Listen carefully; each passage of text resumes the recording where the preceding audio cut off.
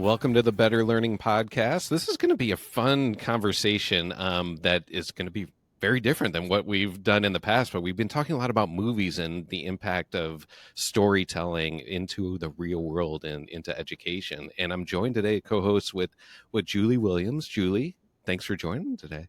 I'm very excited. I feel, so honored to be able to speak about this particular movie because it resonates with me so much.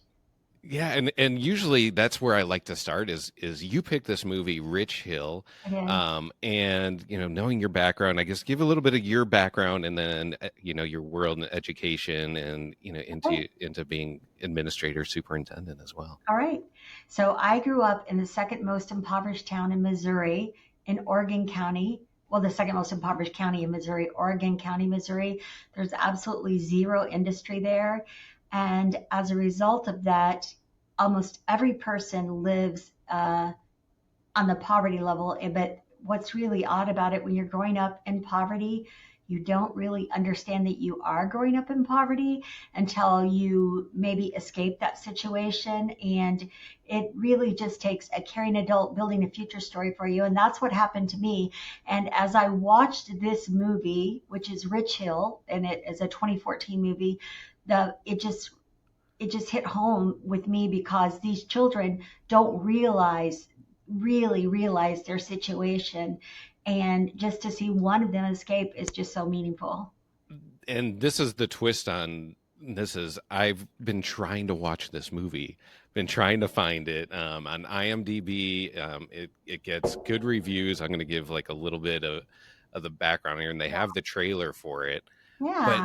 I could not find this movie. It's not available really anywhere right now. So you were telling me you had on VHS at one point. I did have it on VHS, and years ago when I was a teacher trainer and I was an academic leader in Missouri, I would play this at the beginning of school for all of my new teachers, for them to be able to understand that not everybody comes up in a middle class or lower middle class family, and some of our students come from the most marginalized backgrounds, which we have to recognize. And although we may not be able to identify, some of us I can identify, we need to be able to relate to those children in a way that they understand and offer them a future story. I love these stories. I feel like they're super powerful. I mean, even just watching the trailer on there, you're like, oh, like there is just so like it just feels so real. Like you feel like you're there, and you can actually see what like what it's like growing up in a small town, and like the experience with family and the family dynamics that makes it. Yeah, I guess my one of the questions I want to ask, because it relates really to you growing up, is I'm always torn. I'm like, I feel like there's always this push to get out of small towns. Mhm. What was your experience? Was like that the Right. goal to So get out of a small town, no, not or really. I didn't. okay. I didn't really have that push. I did have some uh, family members. My grandmother was an educated woman, and she wanted me to go to college, and she wanted more from me for me because there was nothing to offer there. And so I did. I went to an engineering school and I did that. And then I got married and moved back to that same small town and had my children and reared them in that same small town. And it really goes to show you that it's not the town that is the issue. It's that you have to show all people that there are other sides to life. Some people have, oddly, some of the children that I would take on field trips had never been to McDonald's and they'd be like third grade. And just even showing them any different scene to the life they lead, and it pretty much goes with poverty studies, can give a person to realize that, I can be the best me that I can be. And yet it's not the town that created this, it's the situation. So, Yeah, yeah.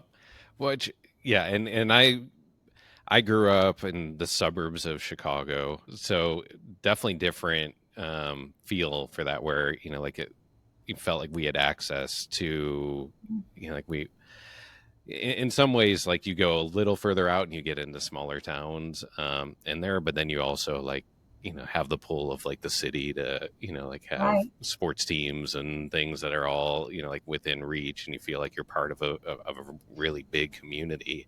And when I moved to Ohio to go to college, that was probably the first time that I realized like all the small towns, and started seeing the dynamics that happen in all those small towns. It didn't occur to me until later, but when I had moved after college to Columbus, Ohio, where Ohio State is, you started seeing all these people from small towns that were coming to Columbus and then staying. And then as I was doing work around the state, I would go to the small towns, and it was almost like they were, like that was the goal of the small town, was to get them to college, and then very few of them were coming back, and you saw a That's lot of these right. small towns kind of getting into the cycle of poverty where they may Right. not have been, but that was kind of the goal, was like, let's get these kids to college, and then they didn't come back.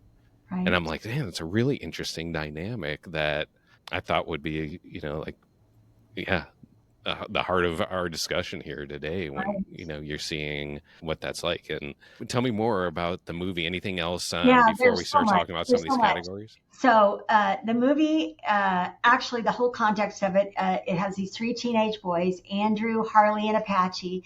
They're in a small town in Rich Hill, Missouri, and they navigate poverty. They have unstable home lives. All of them have very unstable home lives, and they struggle for hope and dignity. And you can see that throughout the movie. Unlike the typical films that we watch, Rich Hill is it makes you feel empathetic to people that do live in extreme poverty, and for children that you the entire time you're cheering for them, that you hope that they will get to see a different story and build some type of future story, is what I call it. And for some you see it, and some you can see that's never going to happen. Yeah, yeah. So obviously it is real life, so it feels real. So you were a superintendent in Missouri. Like how far away, context wise, of like Oh, where? it's dead on. It's dead on. Really? So I have been in small schools, medium schools, a little bit larger school now, and the last school in Missouri where I was superintendent was the hometown where I grew up, and it was very much like what I would say Rich Hill is. Many of the parents were unemployed, and there was little industry, and so I think that there are beautiful. I mean, it also was at the end of the COVID. But there are beautiful people inside all of us, and it's just a matter of, I keep going back to poverty studies, but it's absolutely true that there are different registers of life that people learn to behave or speak in a specific way. And really, honestly, when you do grow up in poverty, you don't understand the limitations of inappropriate conversation, inappropriate uh, feedback to people, and you don't mean it in a derogatory way, but it may come off that way. And a little bit, do you want me to tell you a little bit more about this movie? Yeah, Okay, absolutely. so uh, I wrote down some things here. Harley lives in a cluttered trailer with his grandmother. His mother is incarcerated, so he's witty, but he's burdened by trauma and behavior issues. Andrew has a more stable, loving family, yet they struggle with poverty and they move frequently, which we see often in public education is escaping the rent. People Mm. can't pay their rent, and so they'll escape and go to another place. Andrew is bright, he's compassionate, he plays football. Uh, it's really interesting because in the movie, Andrew has one opportunity to move away to a town that was 10 miles from the town where I lived. And he was very successful. He was playing football, but unfortunately, chasing the rent, they moved back to Rich Hill and then went back into the same circumstance. And then Apache is a smart kid who's drawn to art and skateboarding. He contends with anger issues, familial instability, and repeated grade retention. So the the filmmakers in this particular film adopt like a fly on the wall approach. They don't try to insert themselves into the story at all. They let the story unfold in front of you, like the daily lives of each of these children. The initial scene, there's a standout scene in the movie where the 4th of July celebration, there are fireworks and community joy. And you can see in the boys the joy that it instigates, which sharply contrasts with the daily difficulties that you see with them. I don't know that people realize that many low income people are forced to live in motels and hotels, which are subsidized by the government. And sometimes there are 5 or 6 people in a 2 bedroom hotel room. Oh, And that's part of this. You see that in this movie too, with one of the children. wow. So it deals with truancy, in school behavior issues with these kids, grade repetition, mental health challenges. In this movie, since it's really a documentary, you see more of the true daily struggles. There's not like this generated climax, horrible thing that happens. It's like the whole thing resonates as horrible because of the things these children are dealing with throughout the movie. Yeah. Was there much interaction with the staff or teachers within the movie, Very or did little most of it stay? positive, very little positive interaction with their teachers, except for the little boy who moved away for a short time. He moved into a new town where nobody knew who he was or where he came from. He started playing football. He was so, so happy. And then he comes home from school one day and his family's like, we got to move now. And it Mhm. was, I mean, it's heart wrenching to see that he had this one glimpse that he might escape and then he had to go right back into where he came from. Yeah, that's interesting in there.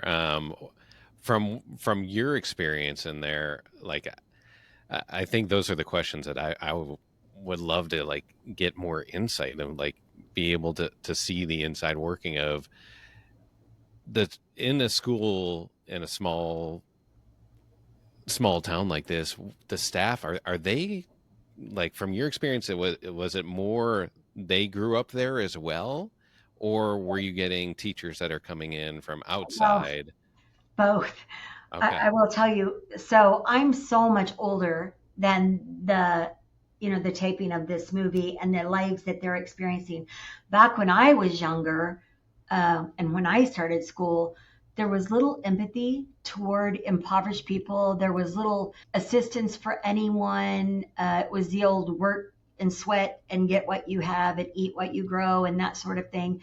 But what I've experienced later as an administrator and a teacher is that there's so much compassion now.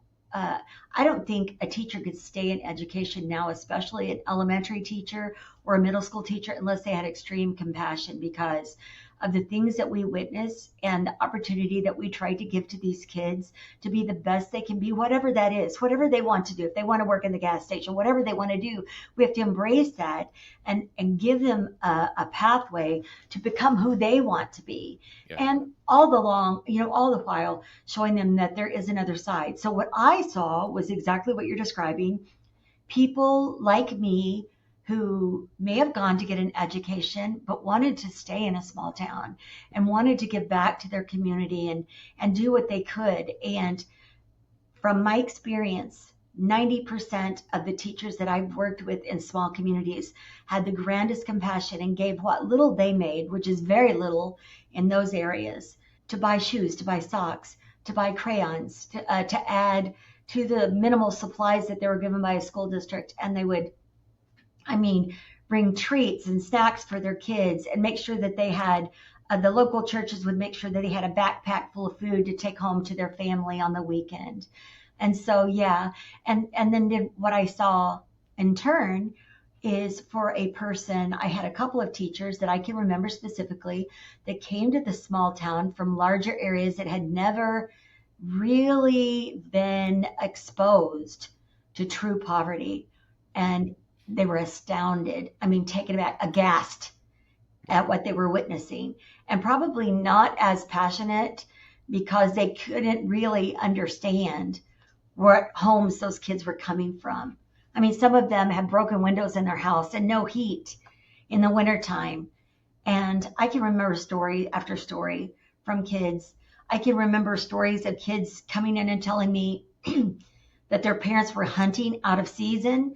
And not in a million years would I ever say anything about it because whether people like it or not, if you have no food in a That's small brutal. town in a country, hunting out of season is the least of our problems. That's Yeah. providing food to their family. So stories that people can't even imagine that they would witness on the daily. Yeah. Yeah.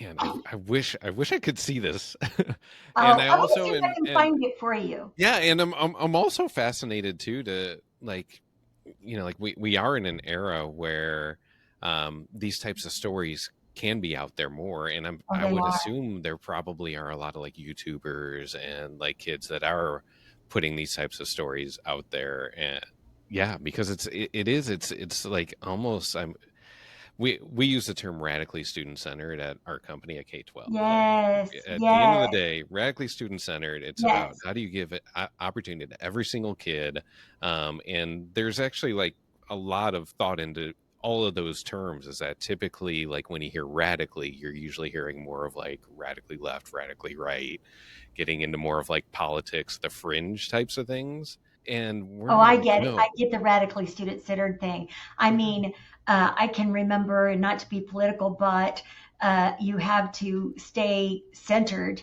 and remember what your moral compass is, regardless of what litigation or legislation you're given, and thinking about these kids, and always thinking about these kids, thinking that all kids have some element of what the children in this movie have, 100%. I will not veer from my compass regardless of what I'm told. And so the horror stories of worrying about someone coming into your home and taking your parents because they might not have the correct paperwork or whatever, and then leaving the kids behind during the school day and they come home to an empty house.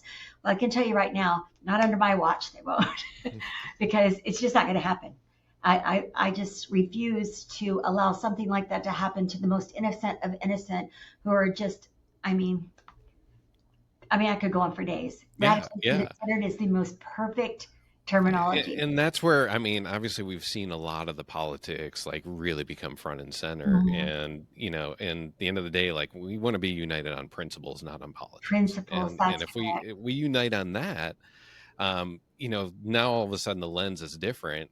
But then you still come down to the fact here of like what like what are the best solutions? And I'm always one that is like I trust people. Like I Mhm. want to put as much trust and resources into people and more locally than federally. But Right.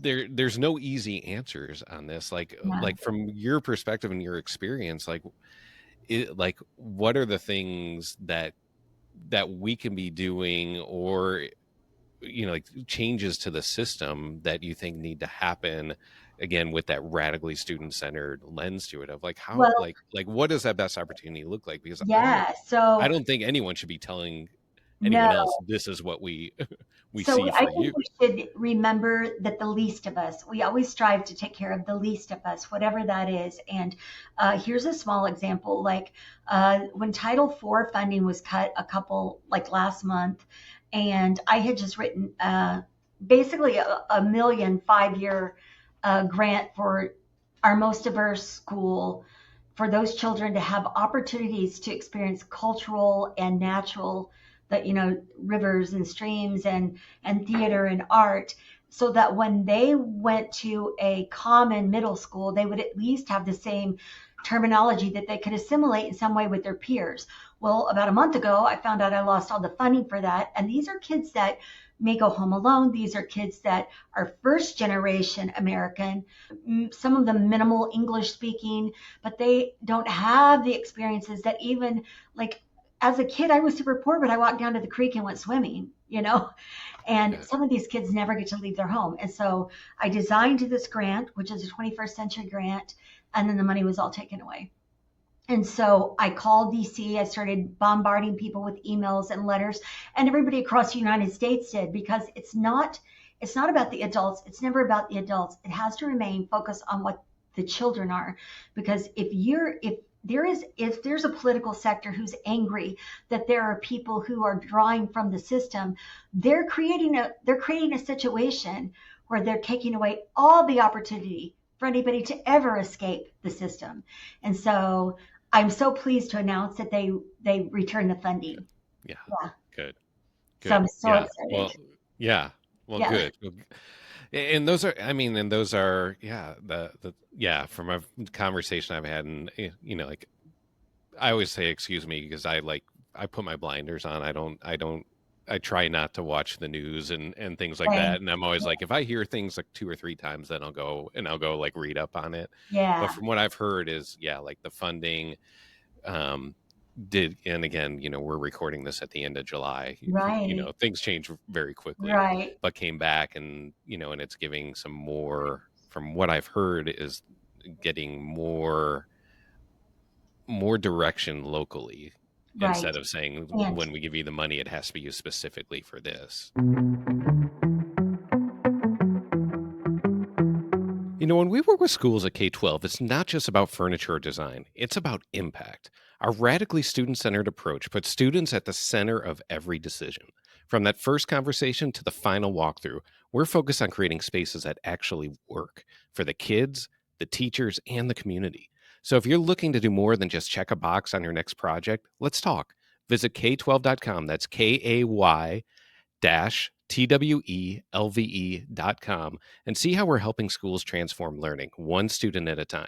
Because at K-12, it's not just about projects and furniture, it's about purpose. something Amazing. that you had mentioned earlier about mentoring, do they have mentors? I actually wrote something a little bit about the mentor aspect of it. I love to hear it. Most mentor-like figures in this film are their family members, to be honest, that who are struggling themselves, but who still try to offer structure, love, and advice to their children. Andrew's father in the movie is a quiet presence who, despite extreme economic hardship, supports his son emotionally. His fierce belief in his family, even while living without utilities or stability, stands in contrast to the system failure. And he's the boy who got to play football for a little while. Okay. Harley's grandmother assumes the caretaker role, though she's overwhelmed. She provides meals and a roof, but Harley is essentially parenting himself, which is very common. Hmm. And teachers or counselors make very brief appearances. They don't really take the stage in this particular movie. But so why is this absence of a mentor memorable? Well, this is the reason. The film doesn't craft a heroic educator. There's no Mr. Keating or Aaron Gruwell here. Instead, it mirrors the experience of many marginalized youth. Their most consistent mentors are often not trained educators, but an overworked family, a neighbor, or even a peer. So the absence highlights the system failing these kids, and you feel the weight of these missed opportunities. And that is our why. That is our why. We have to become that mentor to these kids. Yeah. Oh, I love it. I love it. Well, Yeah. going through some more of those categories, was there like a class clown or somebody who like stole the Yeah. show? And Yeah, there are some stereotypes which are subverted, and then there also it's very much about the rural American homeless. There are some myths which are debunked, but I do have on here that while Harley steals the show, he's kind of the class clown. He's magnetic. He swears like a sailor. He cracks jokes. He slams pop cans. He wears his paint on his sleeve. His energy is raw and unpredictable, and you never quite know what he's going to say or do, and that's what makes it compelling. Which reminds me of when people are so offended when a curse word comes out of a child, but a child doesn't even realize that they're extending a curse word because that's their world. So right. while Harley's both vulnerable and defiant, one moment he's lovingly cooking eggs for his grandmother, and the next he's talking about stabbing a teacher with a pencil. So this emotional whiplash gives him depth. He isn't a caricature. It gives him a deeply human side to him. There were some very memorable one-liners in there. I'm trying to remember. I wrote down one of the great one-liners. It was something about, one of the students said, poor people don't have electricity. They have holes in the ceiling. They don't have shoes. We're not poor. I have shoes. Yeah. The Yeah. perspective. Yeah. Yeah. It's all Yeah. where you come from. Yeah. Yeah. And the beauty of it, with this being a documentary and not, a narrative made up story, one of the things that Harley said in the movie is, I love fireworks. It's like, everything's going to be okay for a second. So this line encapsulates how That's great. feeling joy, fleeting joy, is from Harley. He knows that joy is only for a second. It's both childlike and tragic, to be honest with you.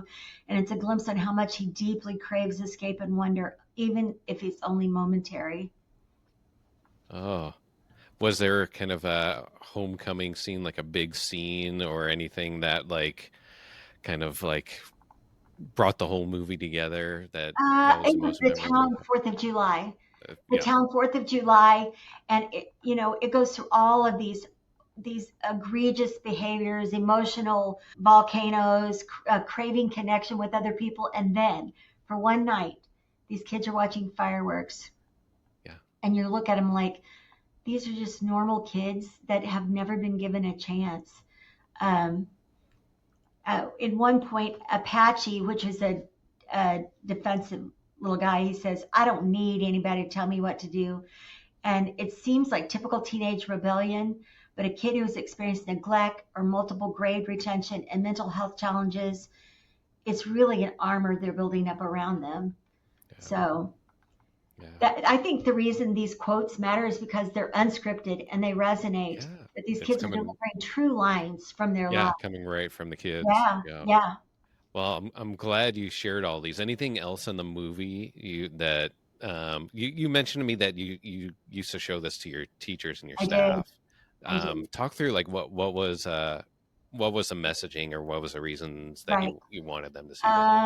I think it's just for us to reconsider what school looks like for all children and that it's not the center of the kid's life. We think it's the greatest moment of their life. And many of those children are just sitting there thinking, I don't know where I'm going to go home to tonight. I don't know if my parents are going to be drunk. I don't know if I'm going to be hit on. I don't know if I'm going to have no one at home. I have no food. We didn't have food last week and I'm hungry right now. And yet the teacher is sitting there angry because they're falling asleep and forgets this moment is not the center of the child's life. Their growling stomach is the center of their life right now. So, it's just another system in the world they're trying to survive. It's less about hall passes and homecoming. It's more about food safety and Yeah. being heard. Yeah. So yeah, Oh, yeah, that's so real. Could I pull in some other real world stuff to do get it, your experience? do it. So I have an opportunity to talk to a lot of superintendents around the country, like rural, urban, suburban, just getting a Mhm. big mix. And there's definitely some commonalities and different, like, kind of like best practices. Like most districts have gone through some type of like visioning or master planning, something like a portrait of a graduate type of Right. program. Have you done something like that? Sure, And sure. All schools now, almost all schools have a strategic plan which outlines what we want for our students. And for us, we want our students to be able to go into the current world, not the world that I went into or people 10 years went into, but the current world. And whether that's going into technology, learning how to effectively using AI, um, learning all the facets which are available to them, not just college. And I can remember a time when our whole goal was building up college readiness for all these children. And now, honestly, we just want them to be successful adults. And many of them without a college education, but more a skilled tradesman career, are more successful in the long run and less student loan and a lot more happiness, yeah, just following their core desire. And that's yeah, really what we want. We don't offer a safe place for them to learn. nice. Yeah, that's exactly what I was asking. Like here, Yeah. like what does that look like? What does that Yeah. portrait of graduate success look To be like? safe, to be fed, and to be heard and to be seen. And even though you might have 10,000 kids, there are enough adults around that every child should be involved in something, or at least they're seen every day. And I know I've heard of children that have gone through their entire school career and never felt like they were seen one time because they might be quiet. Yeah. So tell me a little bit more of like from when you're going in now. You're in Arkansas. I am in Arkansas You now. retired I and then took did. another job. I did. Which congrats. I mean, that's awesome, and it just shows how much Thanks. passion you Oh, have so towards the much. work you're doing. Right. So as school starts, like what are the messages that you're sending kind of to the communities, to the staff, to the students? What's going through your mind as you're, like getting ready to start a new school year? I truly, we try to make every effort whatsoever to take anxiety and stress away from people that already have stressful lives. This would include our adults in our district too, because we don't escape the fact that not only do children have anxiety and stress, but adults have anxiety and stress. So we want to provide, we currently have 107 hired behavioral health people available in our district for 10,000 kids. And I know that that doesn't sound like a very good ratio, but to be honest with you, for the ones who need it the most, we have care for them, we have opportunity for them. And so we don't want to just attend to the physical safety, but we also want to build a world where people feel like they're emotionally safe, which I'll just throw this in briefly, but Arkansas now has a no cell phone policy, and we have a screen time limitation policy in our district. And last year, the tremendous difference, we implemented a no cell phone policy last year before it was even a law. And then we also implemented a screen time limitation policy, which increased the socialization of all of our students and the discipline infractions, the bullying, all of those things, the safety of each child. The safety was increased, the bullying decreased, the discipline instances that I had to address, I mean, they went from like 100 to 10. Wow. And so it almost every time the year before we had a cell phone policy, kids were meeting in the restroom. They were texting people to meet them in the restroom for disagreement. They were talking to each other smack all day long on their phone, and then they would meet and have physical disagreement during the school day, or they would take unwarranted pictures of another person, using them to bully them or to, whatever. And people don't realize that the entire gist of the rapid transition of technology in education was embraced at first, but now we don't want to run away from the AI opportunity or anything like that, but we also don't want children to be so focused on technology that they have lost the human aspect of socializing and speaking with other humans. And so it's been tremendous in our area by limiting screen time and getting rid of cell phone use during school days. Yeah, that's amazing to hear. I know that's like one of the big topics of, with Jonathan Mm-hmm. Haidt's Anxious Right. Generation book, and Mm-hmm. really bringing that front and center. Right. Because I feel Right. like, like we've gone through really the last like 15 Wow. years or so. I I don't know. know. It's the first time, like Yeah. we've had to deal with kids having these devices in Right. their hands and pockets all day long. Oh my So, gosh. yeah. I can't imagine how I grew up, of course, when there were no cell phones, but I cannot imagine having the anxiety of thinking someone was talking about me or had secretly taken a picture of me, or, just the bullying, the ongoing bullying associated with technology, and of course, like trafficking and that sort of thing. And it will happen in every town if it hasn't yet. Yeah. And so we fully embrace limiting screen time and limiting cell use in public school. Yeah. Yeah. That's great. That data, just to give you a little context, I'm also involved with this organization called Education Leaders Organization, Yeah. and it's really evolved over the last 4 or 5 years. But we're currently in the process of writing a book around a system that it basically allows it's the system's called FASCO, a fully aligned student-centered organization. Like, how do you get the whole organization fully aligned in there? And one of the tools that we talk about is vitals, is having the data, like the predictive data that you're looking at on, preferably on at least a weekly basis, because there's a lot of data in schools, but sometimes it's data that comes as like lagging. Mhm. Are there things that you're watching that are like the most important things that you're like, Yes. if this happens, like, then I know we're in good shape, and if these start like going the wrong Right. direction, we need to make changes? Right. So, there's so many things you've hit on the nail head right there.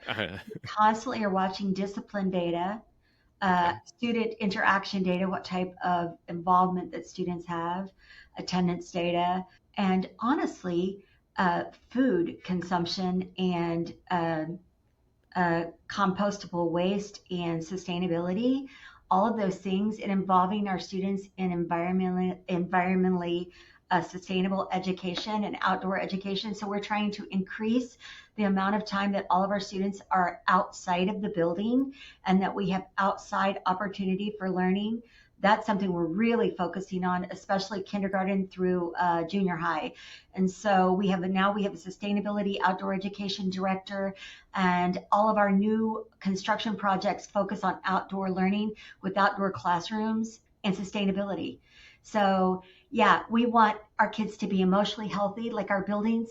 We look at the WELL certification to make sure that the area that our students are in creates an emotional, stable, happy, healthy state for them. So it's so much more than just academics. Yeah. It's the Yeah. whole person.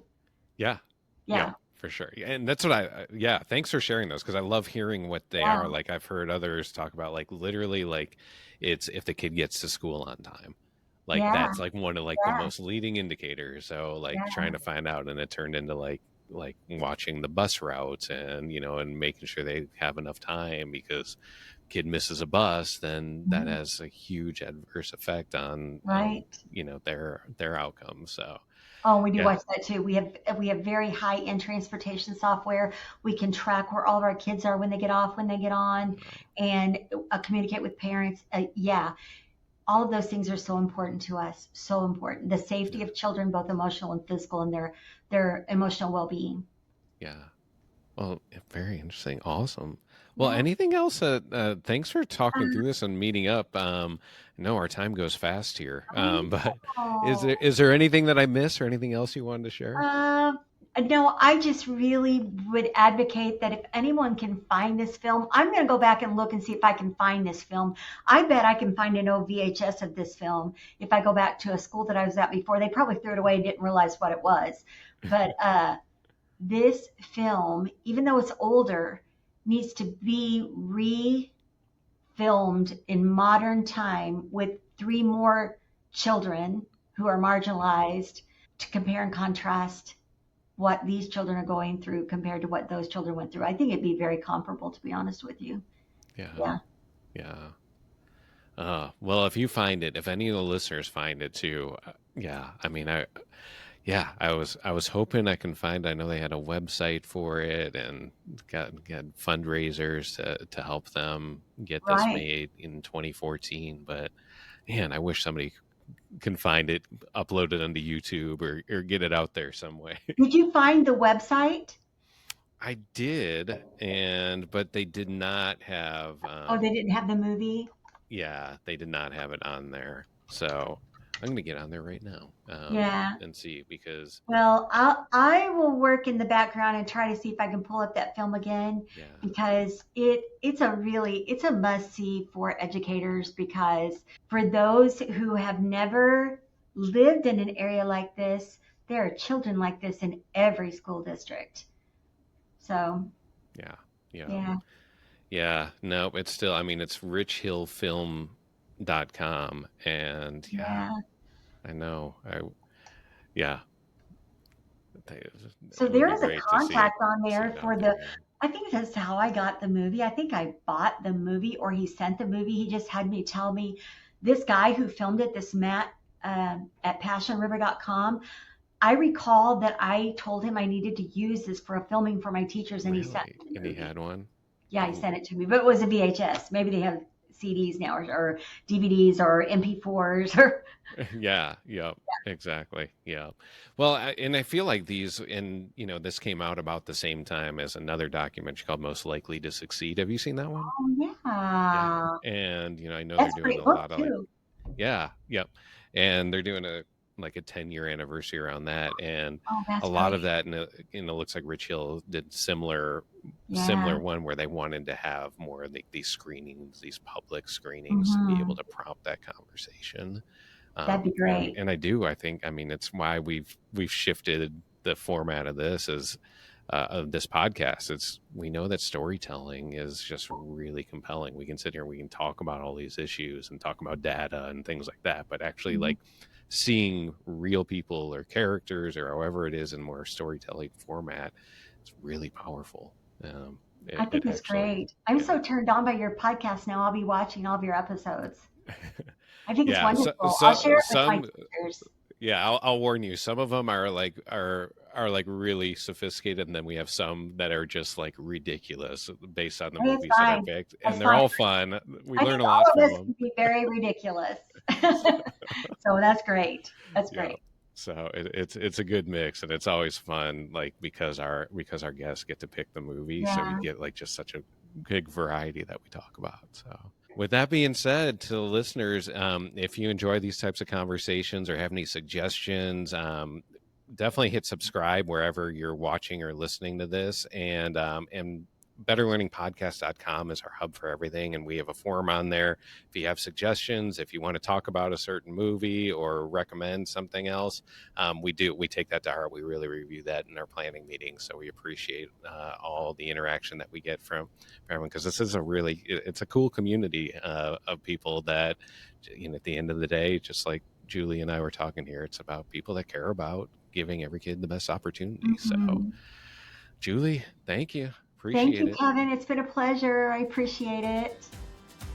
The Better Learning Podcast is produced by Matt Rogers and edited by Kelly Jones. The views and opinions shared on this podcast are those of the individual speaking and do not necessarily represent the perspectives of their affiliated companies, organizations, or associations.